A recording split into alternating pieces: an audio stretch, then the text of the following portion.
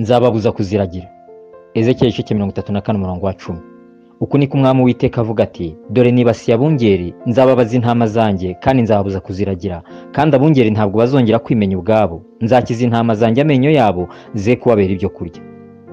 Mu masezerano ari mu byanditswe byera harimo amwe aryohera amatwi y'abantu cyane cyane avuga ibyiza Imana izagirira abayubaha, ariko harimo n'andi akakaye ahanini ajyanye n'urubanza cyangwa ibihano Imana izagenera abatayubaha.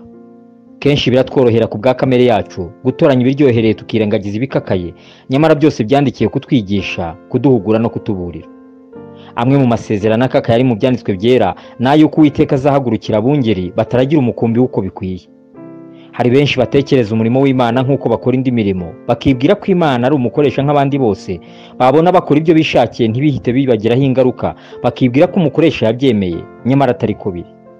Ariko umunyabyaha Imana iramubaza iti, wiruhiriza iki kuvuga amategeko yanjye, ugashyira isezerano ryanjye mu kanwa kawe, ubwo uri nyanga guhanwa, ukirengagiza amagambo yanjye? Uko ubonye umujura wishimira kubana nawe, kandi ufatana n'abasambanyi. Ushyira ibibi mu kanwa kawe, ururimi rwawe rukarema uburiganya. Wicara uvuga nabi mwene so, ubeshyera mwene nyoko. Ibyo urabikora nka kwihorera, ukibwira yuko mpwanye nawe rwose, ariko nzaguhana bishyira imbere y'amaso yawe uko bikurikirana.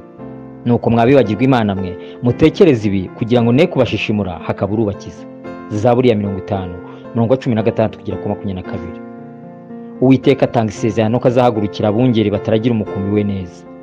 Nuko rero mwabungeri mwe, nimwumve ijambo ry'Uwiteka ngo, uku niko umwami Uwiteka avuga ati, dore nibasiye abungeri, nzababaza intama zanjye kandi nzababuza kuziragira, kandi abungeri ntabwo bazongera kwimenya ubwabo.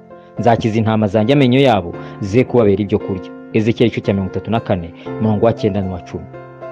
Ni isezerano umwuka atanga no muri iki gihe cyo kweza umugeni wa Kristo. Benshi mu bitwa abungeri mu nzu y'Imana, Uwiteka yabonye imigenzereze yabo kandi yamaze kubakura ku rutonde rw'abungeri.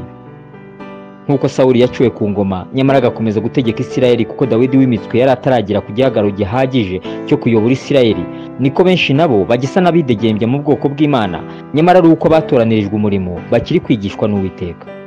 Ni igihe uzi ko ari umwungeri mu bwoko bw'Imana wese akwiye kwisuzuma niba agikora ibyo yahamagariwe cyangwa yarataye inshingano, kuko urubanza ruri hafi, ishungura rikaba ryegereje, kuko umugeni wa Kristo akwiye kuzasangwa yiteguye umukwe.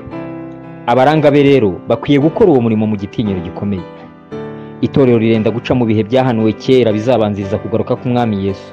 Abari imbere mu bwoko bw'Imana rero bakwiye kuba ababasha gutegurira ingabo z'Uwiteka urugamba zigomba kurwana mbere yuko zitaha mu gihugu cy'amasezerano. Ni igihe buri mwungeri wese akwiye kwisuzuma niba koko akwiye kuba mu batoza b'ingabo z'umwami mbere yuko umugaba mwigenzura ubwe nibashyitsi. Ariko twakwisuzuma ntitwagibwaho n'urubanza. Abakorinto ba mbere igice cya 11 umurongo wa 31. Dusenge. Mwami Yesu, genderera abo watoranirije kuragira umukumbi wawe, ubahe kuba maso no kubera maso umukumbi, kugira ngo be gusangwa badashyitse, mu izina ryawe Yesu. Amen.